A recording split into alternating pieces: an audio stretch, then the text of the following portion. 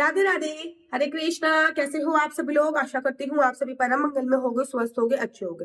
आप में से ना बड़े सारे भक्तों द्वारा एक प्रश्न मुझसे बहुत ज्यादा पूछा जाता है, दीदी भगवान जी का सर्दी का रूटीन क्या होता है?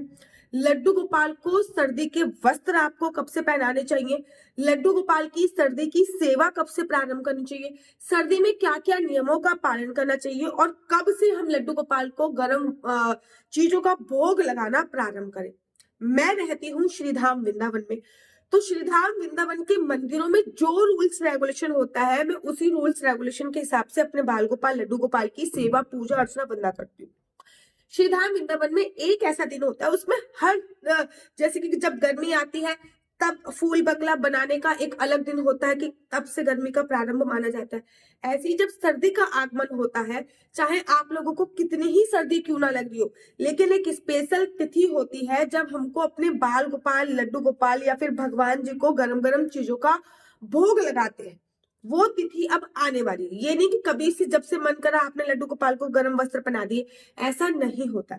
कोई एक तिथि होती है जब श्रीधाम वृंदावन में सभी लोग गरम गरम कपड़े सभी मंदिरों में ठाकुर जी को गरम गरम चीजों का भोग लगाया जाता है। वो भी एक उत्सव के तरह बनाया जाता है। 56 प्रकार के भोग बनाते हैं उस दिन। भगवान को गरम गरम चीजों का भोग लगाते हैं, जैसे कि पीनट्स हो गया, जैसे कि तिल की गज्जक हो गई, जैसे कि मूंगफली से बनी इत्यादि कोई चीज हो गई, गोंद के लड्डू हो गए, गाजर पाक का भोग हो गया। ये सभी चीजों का भोग जो होता है, जिसमें भी जो गरम तासीर वाली चीजें होती हैं, उस दिन भगवान को भोग लगाते हैं। ना केवल उसी दिन से भोग लगा के फिर हम कंटिन्यू करते हैं कि भाई अब सर्दी आ गई है, अब लाला को एवरीडे हमें गरम गरम चीजों का भोग लगाना ही लगाना है। सीधा वृंदावन में ये फीलिंग नहीं है कि मेरे लाला को ठंड लग रही है तो मैं फटाफट से अब उसको गर्म कपड़े पहना दूं। हर एक त्योहार उत्सव के तौर पे बनाया जाता है। जब सर्दी का आगमन होता है तब भी एक त्योहार बनाया जाता है जिसको व्यंजन द्वादशी के नाम से संबोधित किया जाता है। इसी दिन से लाला को गरम गरम कपड़े दिए जाते हैं। आप इस्कॉन टेम्पल में देख लीजिए, आप गौड़ी संप्रदाय में देख लीजिए, आप बांके बिहारी जी के मंदिर में देख लीजिए, आप राधा रमन जी के मंदिर में देख लीजिए, एक उत्सव मनाया जाता है जिसको कहते हैं व्यंजन द्वादशी। व्यंजन द्वादशी से लाला को गरम गरम चीजों को खाने को दी जाती है और व्यंजन द्वादशी से ही लाला को गरम गरम कपड़े इत्यादि दिए जाते हैं। जैसे कि व्यंजन द्वादशी जो मोक्ष मार्गशीर्ष महीने की, जो अभी मार्गशीर्ष का महीना चल रहा है जिसको अघ्रान का महीना भी बोलते हैं, मार्गशीर्ष महीने की मोक्षदा एकादशी के बाद की जो द्वादशी आती है, इसको व्यंजन द्वादशी के नाम से संबोधित किया जाता है। व्यंजन द्वादशी पे भगवान को गरम गरम चीजों का भोग बनाया जाता है। तो आप भी व्यंजन द्वादशी पे भगवान को गरम गरम चीजों का भोग अवश्य लगाएं। जैसे कि गोंद के लड्डू बना सकते हैं उनके लिए, जैसे कि मूंगफली के कुछ जो भी आप पीनट्स बटर बना सकते हैं, मूंगफली की गज्जक हो गई, तिल हो गया, तिल का हलवा हो गया, बहुत सारी चीजें होती है। बादाम का भोग हो गया, ड्राई फ्रूट्स का भोग हो गया, बादाम का हलवा हो गया। जो भी चीज खाने से शरीर में गर्माहट उत्पन्न होती है, उन चीज का भोग आप व्यंजन द्वादशी पे जरूर लगाइए। राधा रमन जी के मंदिर में और इस्कॉन टेम्पल में कहीं कहीं तो 56 प्रकार का भोग व्यंजन द्वादशी पे लगाने की प्रथा है। न केवल व्यंजन द्वादशी पे गरम तासीर की चीजों का भोग लगाया जाता है, अपितु गरम गरम कपड़ों का उपयोग भी ठाकुर जी के लिए इसी दिन होता है। जैसे कि इस दिन रात को जब ठाकुर जी को शयन कराया जाएगा ना, तो उनको रजाई ओढ़ने के लिए दी जाएगी, उनको लोई ओढ़ने के लिए दी जाएगी, और ये बोला जाता है कि इसी दिन से ठंड का आगमन जो है वो माना जाता है। तो व्यंजन द्वादशी बहुत इंपॉर्टेंट द्वादशी होती है।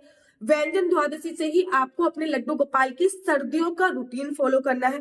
व्यंजन द्वादशी से ठाकुर जी की जो इत्र सेवा होती है वो बदल दी जाती है। गर्मियों में जो इत्र की सेवा की जाती है ना, गर्मियों में जो हम इत्र लगाते हैं वो हम चंदन का इत्र लगाते हैं, मेहंदी का इत्र लगाते हैं, क्योंकि वो तासीर ठंडी होती है। सर्दियों में जो हम इत्र सेवा करते हैं उसमें हम केसर के इत्र का उपयोग करते हैं या फिर खस के इत्र का उपयोग करते हैं। खस जो होता है वो गर्म होता है, या फिर केसर जो होता है वो गर्म होता है। तो खस के उसका उपयोग करते हैं या केसर का उपयोग करते हैं। और ठाकुर जी को भी केसर का ही आप लोग इत्र सेवा जो की जाती है वो केसर के इत्र से की जाती है। आप लोगों को भी व्यंजन द्वादशी से अपने लड्डू गोपाल के सर्दी का रूटीन चालू करना है। उनको हल्के गुनगुने पानी से स्नान कराना है। ना केवल उनको हल्के गुनगुने पानी से स्नान कराना है, अपितु आपको उनको सर्दी के कपड़े भी इसी दिन से पहनाने स्टार्ट करने हैं। रात को कंबल रजाई का उपयोग भी इसी दिन से करना है। उनको गरम गरम इत्र की जो मालिश करनी है वो भी इसी दिन से आपको प्रारंभ करनी होती है। उनको विभिन्न विभिन्न प्रकार के गरम गरम व्यंजनों का जो भोग लगाया जाता है वो भी इसी दिन से आपको प्रारंभ करना होता है। तो व्यंजन द्वादशी कब है? 11 दिसंबर को मोक्षदा एकादशी बड़ी धूमधाम से पूरे वृंदावन में मनाई जा रही है। तो व्यंजन द्वादशी जो है वो 12 दिसंबर को बनाई जाएगी। 12 दिसंबर से ही आपके लाला मतलब हमारे वृंदावन के राजा बांके बिहारी जी के लिए भी सर्दी प्रारंभ हो जाएगी। इस्कॉन टेम्पल के जितने भी मंदिर हैं उस दिन उनकी सर्दी, तो हमारे लाला आपकी जुगल जोड़ी सरकार या फिर आपके लाला की भी सर्दी जो है वो व्यंजन द्वादशी से प्रारंभ होती है। व्यंजन द्वादशी पे एक बहुत इंपॉर्टेंट व्रत रखा जाता है, उसके बारे में मैं आपको अगली वीडियो में बताऊंगी। मेरा नंबर है 4/9/20/2565। आपका बच्चा जॉब करेगा या बिजनेस करेगा? बिजनेस करेगा तो किस फील्ड में बिजनेस करेगा? जॉब करेगा तो किस फील्ड की जॉब करेगा? आपके बच्चे को कौन सी पढ़ाई करनी चाहिए ताकि उसका जो फ्यूचर है वो अच्छा कर सके? किस फील्ड में उसको जाना चाहिए? आपकी शादी का योग कब बन रहा है? संतान प्राप्ति का योग कब बन रहा है? ये सभी जानकारी आप मेरे से कुंडली के माध्यम से प्राप्त कर सकते हैं। आपको केवल मुझे अपनी डेट ऑफ बर्थ बतानी है। डेट ऑफ बर्थ के माध्यम से आप जान सकते हैं अपनी कुंडली के बारे में सब कुछ। लेकिन याद रखिए, इस नंबर पे किसी भी प्रकार से कोई क्वेश्चन आंसर के लिए मुझसे संपर्क नहीं करना है। ये नंबर केवल और केवल कुंडली दिखाने के लिए है और कुंडली दिखाना बिल्कुल भी फ्री नहीं है। कुंडली दिखाने के थोड़े से चार्जेस हैं। और अगर आपको मेरी वीडियो अच्छी लगती है तो आप अपना यूट्यूब चैनल हरि बोल को लाइक शेयर सब्सक्राइब करना बिल्कुल भी मत भूलिए। तब तक के लिए मुझे दीजिए इजाजत। राधे राधे, हरे कृष्णा।